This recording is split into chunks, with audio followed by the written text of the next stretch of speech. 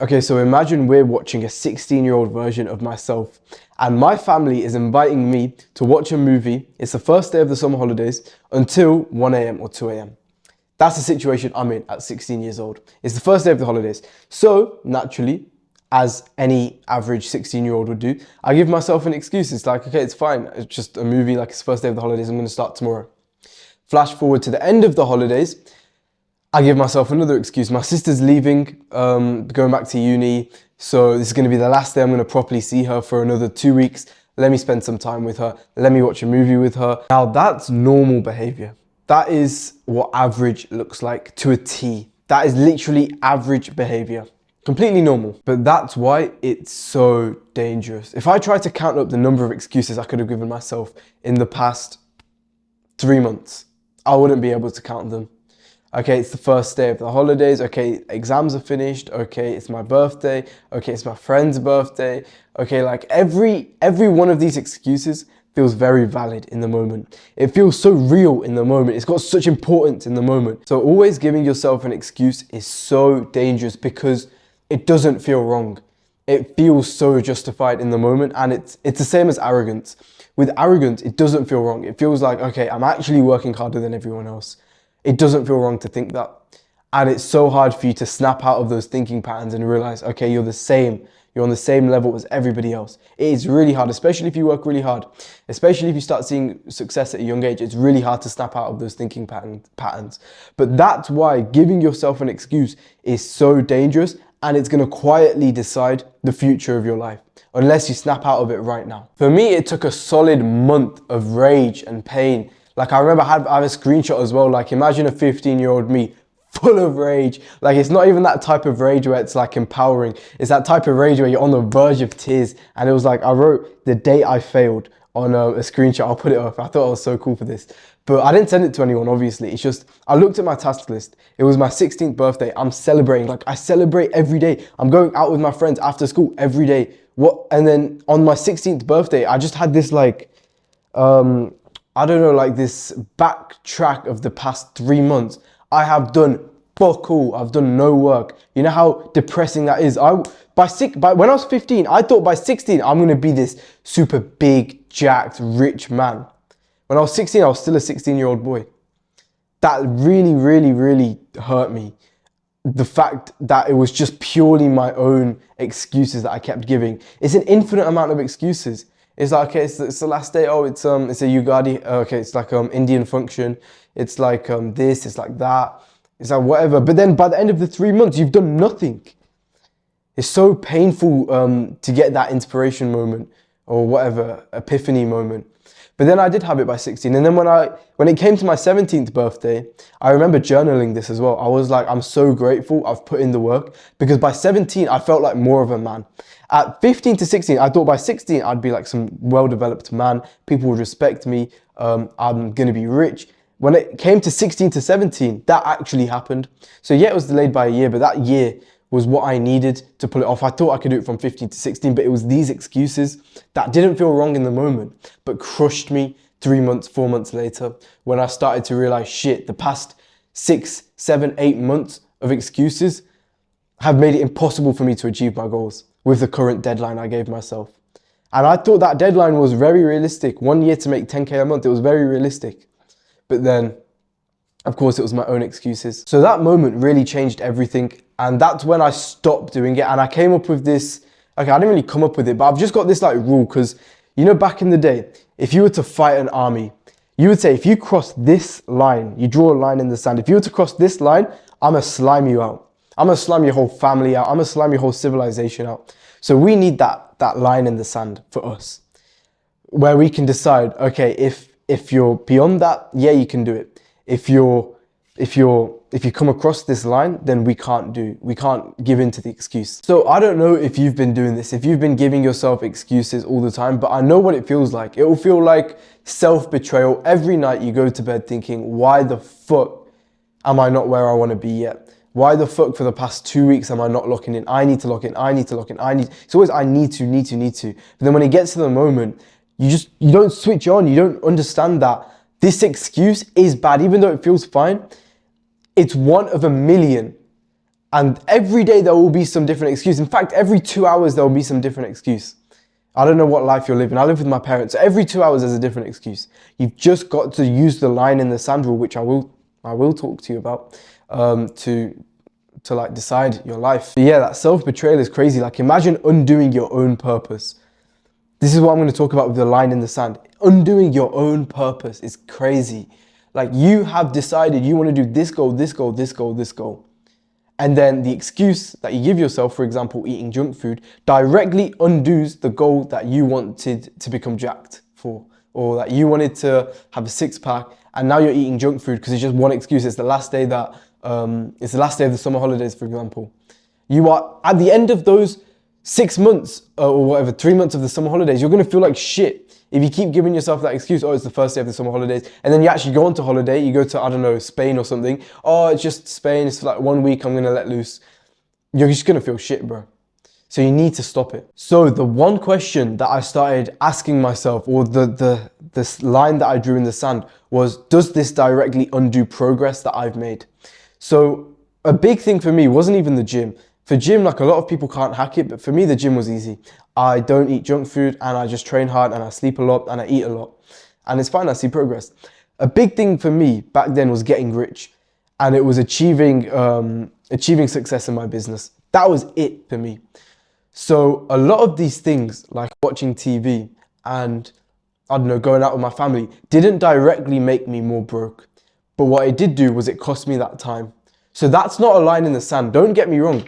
If you're crazy, if you're a psycho, you can optimize every single second. That's fine.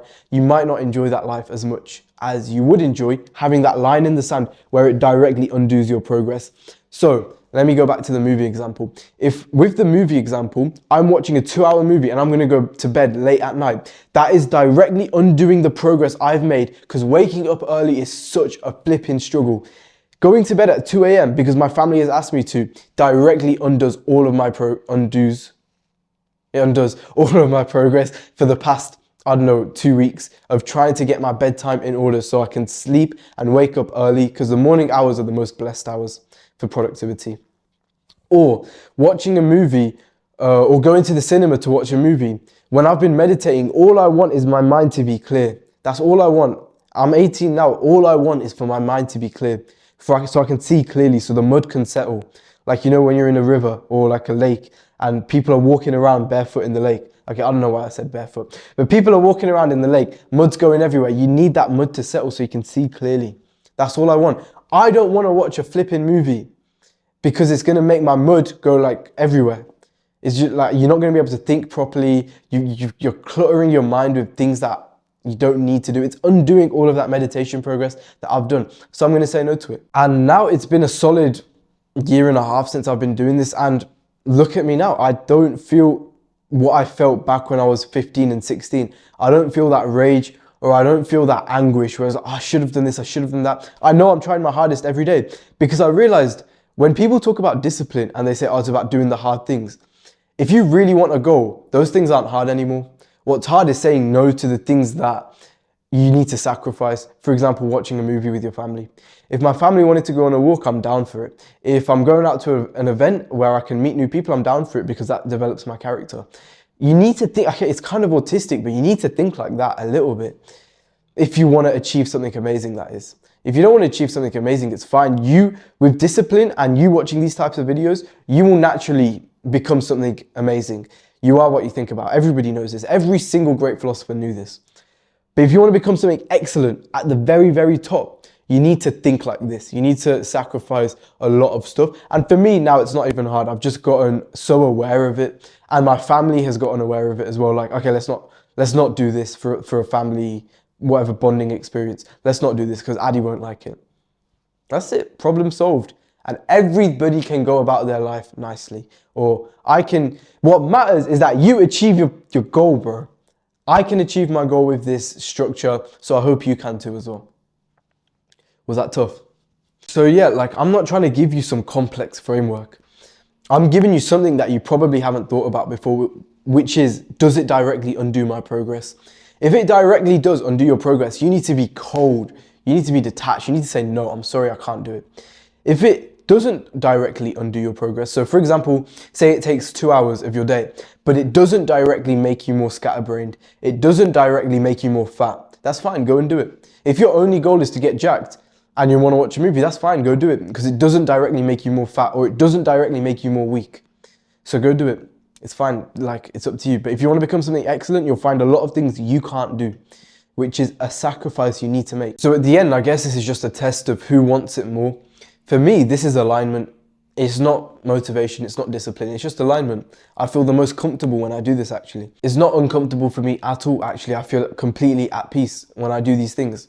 For others who don't want it as much, maybe it will feel like they're doing discipline, or they have to grind and it's a struggle. But there are two futures for you if you wanna achieve something amazing. One future is you keep making exceptions. Obviously, you know where that's gonna go. You're gonna be like me at 16, where I looked back and it was the day I failed. It's like, shit, you had such high expectations and you're a complete fucking failure because all you do is make excuses.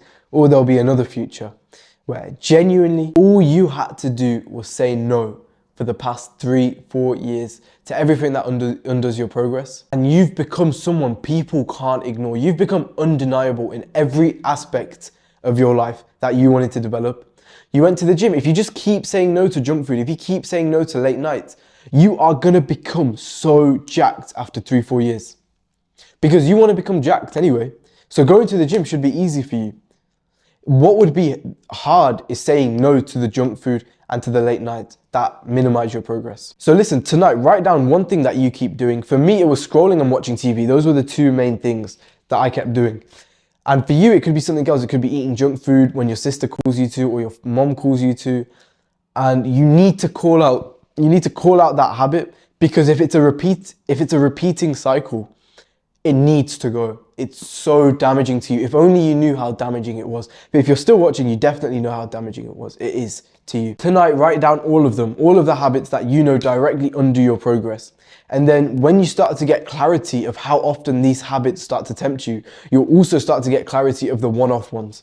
So obviously I've got repeating temptations. Like, I've got a repeating temptation to eat junk food every day. There's a bunch of junk food in my cupboard. I don't eat it. And I've got clarity. Every time my mom says, oh, can you get me this? And I've got the temptation to eat it, I just know, like, no, I'm gonna say no to myself. Nobody's asking me to do this. It is nobody else's fault. This is purely it's under my control, the boundaries I set for myself. So I say, no, I'm not gonna eat it. And then I give it to her, whatever she wants it.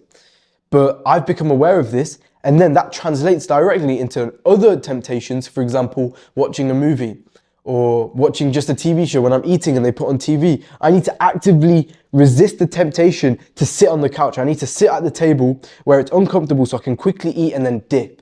I don't want to sit on the couch, finish eating in like 30 minutes and then stay there for another 2 hours and go to bed at midnight, because that's going to directly undo my progress. So don't announce this to your family, because they'll probably react badly.